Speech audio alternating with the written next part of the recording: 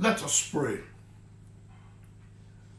Heavenly Father, I want to thank you for this second day of April. Thank you for the multitudes watching me, listening all over the world. I pray that you will take them to new dimensions of grace and new dimensions of. Thank you because as I speak, you will hide me behind the cross and Jesus and him alone will be seen. Thank you, Lord. In Jesus' name I pray. It's a pleasure to talk to you this second day of April. April, like I told you yesterday, is your own month.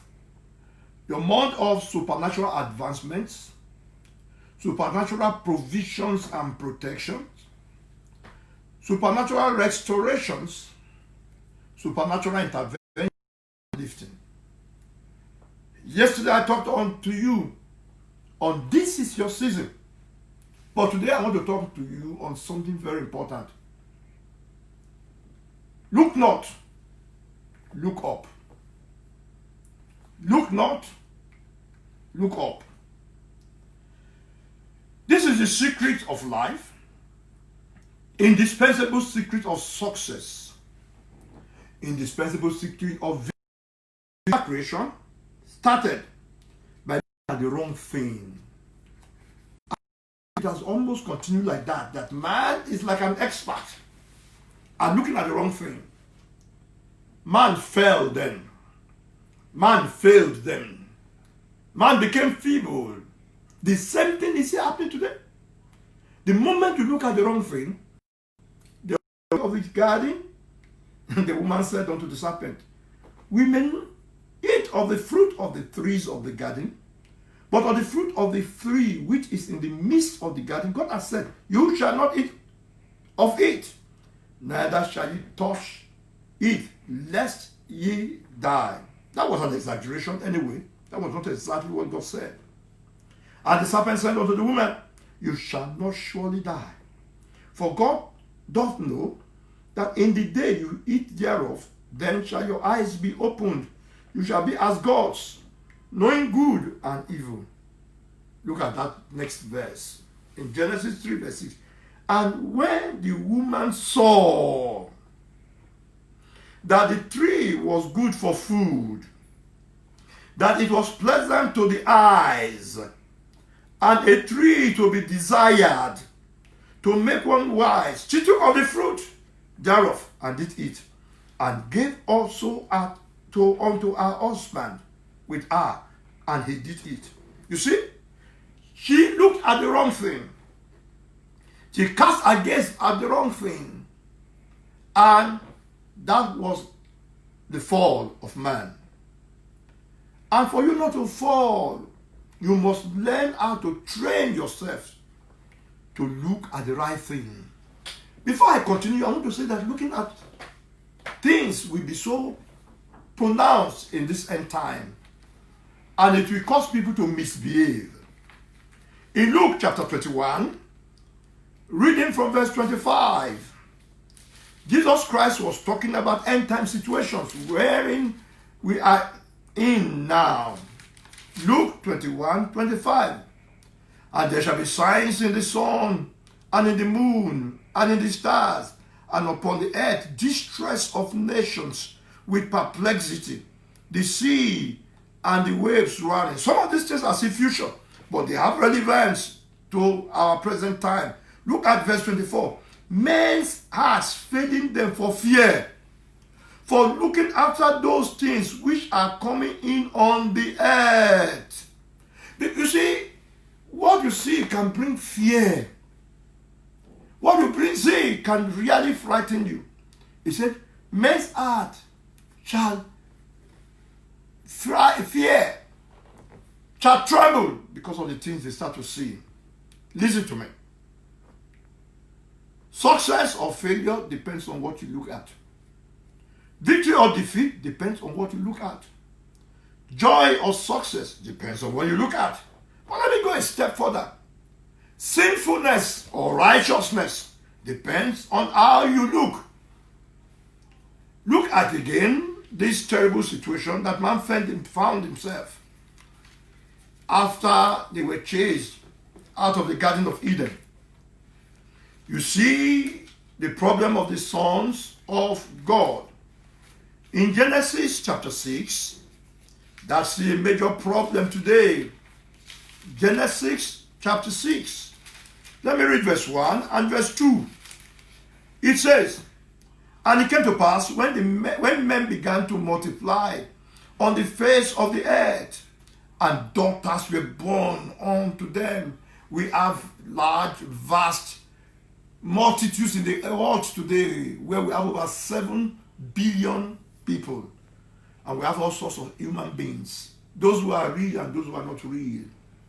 And if you don't know how to control your look, you may run into trouble. He said that the sons of God saw the daughters of men, that they were fair. And they took them wives of all them that they chose.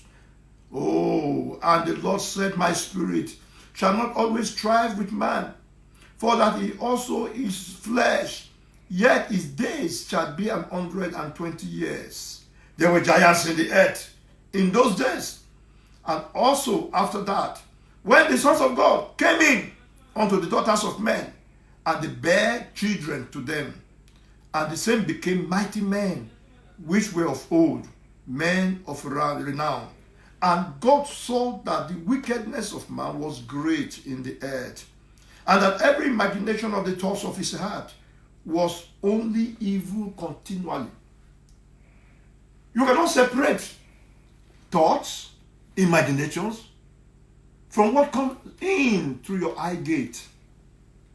That's a major problem. That's why you see that that's the warning in the book of 1 John, talking about the lust of the eyes, the lust of the flesh, and the pride of life. These are 3 issues that will always cause man to fail. You see it there. Lust of the eyes, lust of the flesh, and the pride of life. So we must know how to deal with these.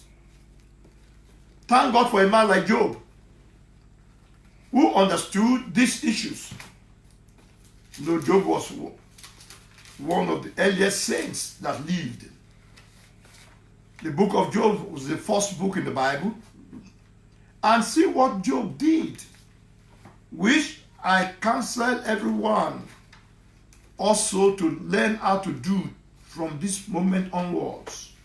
In Job chapter 31, see this man with great resolve, with great decision, with great determination. See what he said. Job 31 verse 1, "I made a covenant with mine eyes. Why then should I think upon a maid?" You see that again? Looking and thinking. And it takes sound decision to look at what is right, to live right, and to get right things in life. So, for today and some of my subsequent teachings, I want to teach you how you can have unbroken victory by looking right. In 2 Corinthians, that's like my main text for tonight, chapter 4, I will read verse 17 and verse 18. 2 Corinthians, chapter 4, verse 17 and verse 18. "For our light affliction, which is but for a moment, worketh for us a far more exceeding and eternal weight of glory." Let us pause a little bit. Many people start to misbehave because of light affliction. I don't know what type of affliction you are going through, but the Bible says whatever you are going through now is like a light affliction. And it says it will work something far beyond whatever may be the difficulty you think you are experiencing today. All over the nation and over nations, we have shut down, locked down because of the coronavirus. And many are complaining. Many are grumbling. Many are ready to even revolt. No, don't do that. Shut in, lockdown is for your good. It's for the good of your family. It's for the good of society. It's just for a short time. These are part of the things the Bible calls light affliction. You can't move the way you want to move. No problem. You can't go to where you want to go to at the right time. No problem. It's like a light affliction. It's for a short time. But it will work for us a far more exceeding glory than what you have thought of or what you are thinking of. But look at the next passage, which is what I am talking about. Why we look not at the things which are seen, but at the things which are not seen. For the things which are seen are temporal. The problems seen today are temporal. The difficulties of today are temporal. The shutdown of today are temporal. Coronavirus is temporal. Don't look at the things which are seen. You must know and learn how not to look or be weighed down by the things which you are seeing. The things that are seen can weigh anybody down. No, look at that verse again, verse 18. Why we look not at the things which are seen. That means Paul the apostle, inclusive. Learning to look right includes apostles, includes bishops and archbishops, includes overseers and general overseers. It doesn't depend on your title. Whatever your title, if you don't know how to look right, you will miss it. He said, why we look not? I, Paul, inclusive. So it doesn't matter your ecclesiastical stature. It doesn't matter your theological achievements. You don't look right, you don't get it right. Listen, many mighty people fell because they looked at the wrong things, probably at the right time. Look at one of the greatest that ever lived in human history. The greatest king that Israel ever produced. He fell because he could not control his eyes. In 2 Samuel chapter 11, verse 1 and 2, it came to pass after the year was expired, and when kings go forth to battle, that David sent Joab and his servants with him, and all Israel, and they destroyed the children of Ammon and besieged Rabbah. But David tarried still at Jerusalem. Don't allow idleness to hinder you. This time, if you are not wise and you're not disciplined, you may have a lot of idleness. That you are sitting at home doesn't mean that you should be idle. Get yourself profitably engaged. Be profitably engaged in prayers. Be profitably engaged in the study of the Word of God in a systematic manner. I've made it clear to all our members that this time around, within the next 7 days, they must finish the 3 epistles of John. They must finish the book of Ecclesiastes. 3 main prayer times every day. 6 to 7, 12 noon to 1 p.m., and 6 to 7 in the evening. Pray for at least 30 minutes. Get yourself profitably engaged. And I thank God for the people in my house. You enjoy the prayer times. And all of us, you enjoy prayer times this time around. Have a timetable. Have a program of activity. Don't just be idle. Then let me go to the second verse. And it came to pass in the eventide that David arose from off his bed and walked upon the roof of the king's house. And from the roof he saw a woman washing herself. And the woman was very beautiful to look upon. Can you imagine? Why did he cast his eye so much upon a bathing woman, up to the point that it is recorded that he knows that is to be looked, he was very beautiful to look upon. These are days for idleness if you are not careful. Mind the movies you watch. Mind the things around you. So that you don't look at things that may cause you eternal regrets.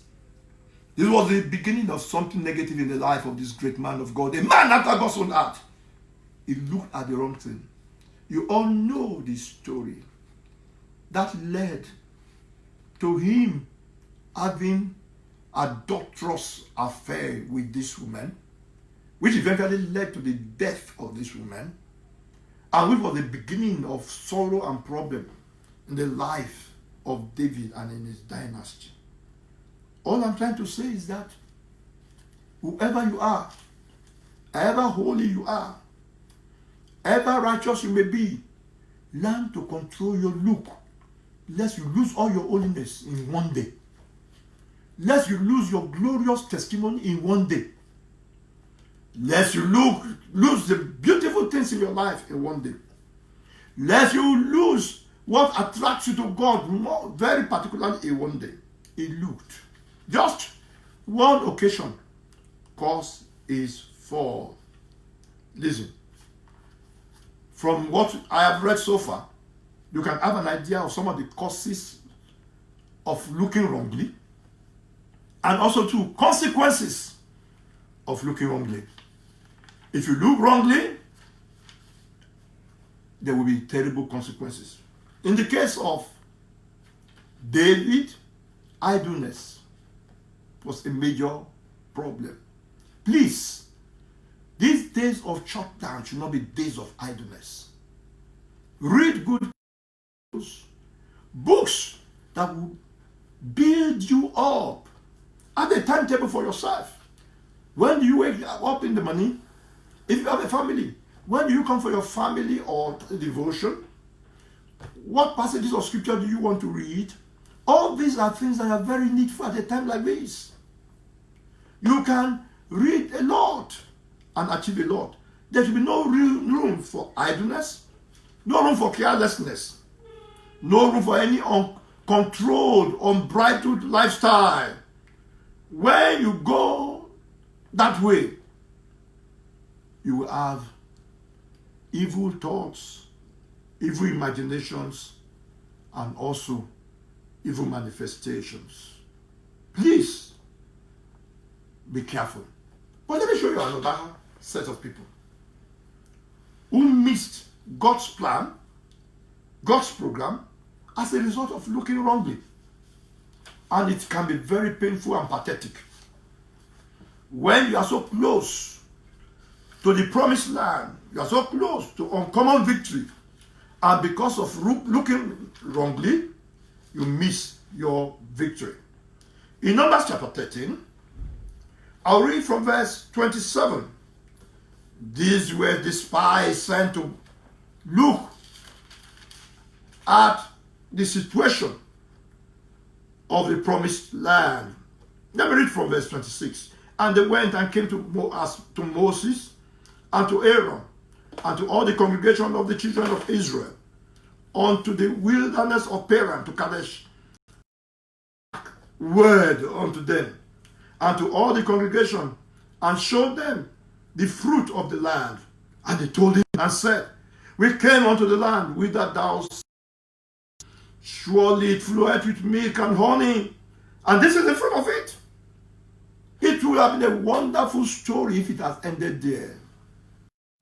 But you may not know the impact of what you look on your conscious and your subconscious. That's why this time around is a time to discard every negative look. That's the truth. Every negative look that can affect your conscious, social distance, and nothing will happen to me. Don't look at such people. People are careless with their lives. Don't look at people who say that it can never happen to me. It will never happen to me. Yes, it's good confession, but with good caution. Don't look at people who say that I'm too young to be afflicted or to be infected by coronavirus. Don't look at these wrong people. Because when you look at the wrong things, or you will always misbehave. No. Listen. Look at these people in verse 28. Nevertheless, the people be strong that dwell in the land, and the cities are walled up and very great.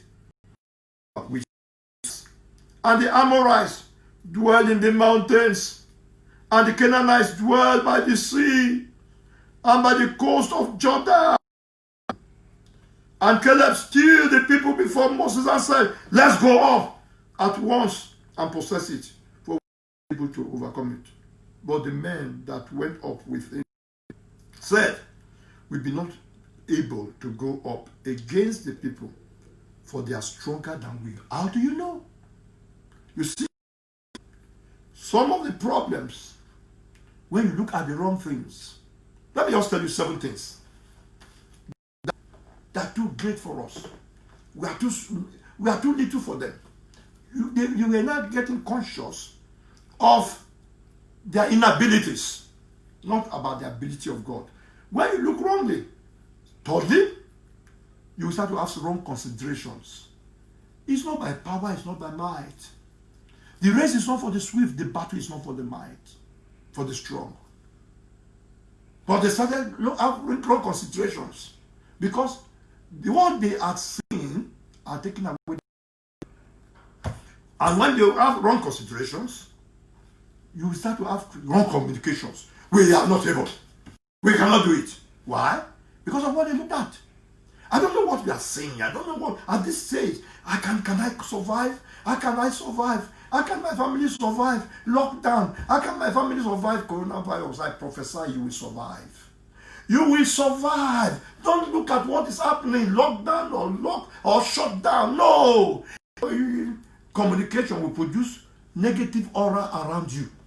And that's a major thing happening in the whole world. Such a negative aura. Coronavirus. We have not seen anything like this. This is the worst thing that will ever happen to man. No. This is not the worst thing. During this podcast, I will show you worst things that have happened. How about the Spanish flu? Spanish flu affected about 500 million people, in which at least 50 died. And this one will never get to that point at all. There was a time that about half of the world, I will give you history. So don't be afraid. This is not the worst thing that will ever happen. And that was just between 1918 and 1920. Where you have about 500 million people affected within a short.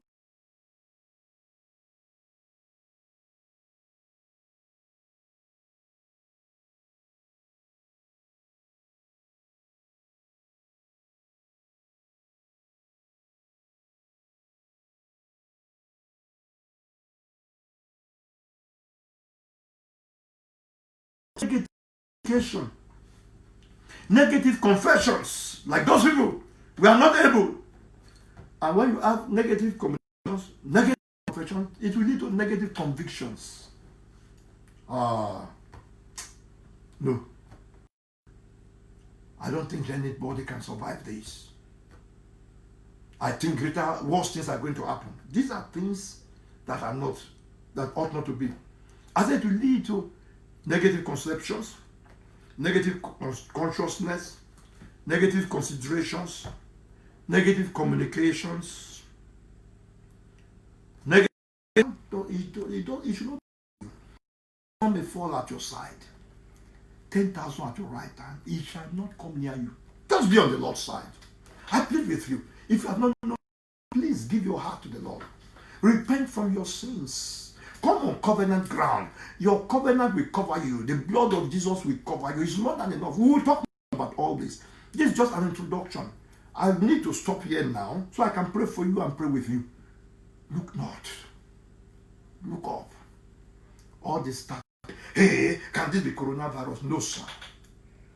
The Lord will take care of you. I'm going to pray with you. Join me with faith. Join me in faith. And let all your fears and all the feelings, let them go off. Because these are days of the supernatural. Link you up with the supernatural. Instead of the faintings and the feebleness, you will see strength more than ever before. I will encourage you. Listen to this broadcast.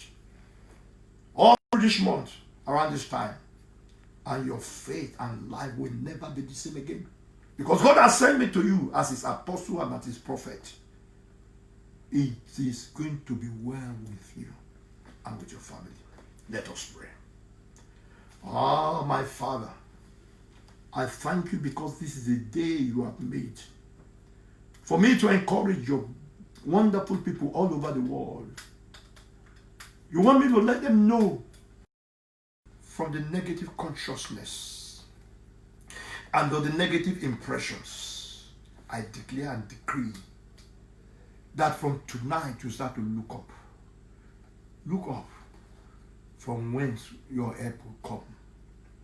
Daddy, every negative feeling I cancel. I pray for that individual that have been having crawling sensations over his body for quite a long time, and you are thinking that something is happening. Nothing is happening. I command the negative sensation to stop right now. In the name of Jesus, that individual having abnormal itch in your throat, and you are so sure, hey, this may be signs of corona. No, I command that abnormal itch to stop now. In the name of Jesus. That individual that you just see that you are sweating abnormally, you don't know why. I command the abnormal sweating to stop now. Oh God, this individual that the way fear has gripped you, it has never gripped you like that before. I break the power of fear. God has not given us the spirit of fear. I release you from the spirit of fear. I command the spirit of faith and soundness to come upon you. I command that everyone listening to me now will receive a supernatural touch. Let the Spirit of God come upon you now. And let it bring a transformation into your life and to your situation. I pray that before the next broadcast, some supernatural things will take place in your bodies and in your situations. Thank you, Lord. In Jesus' name, amen.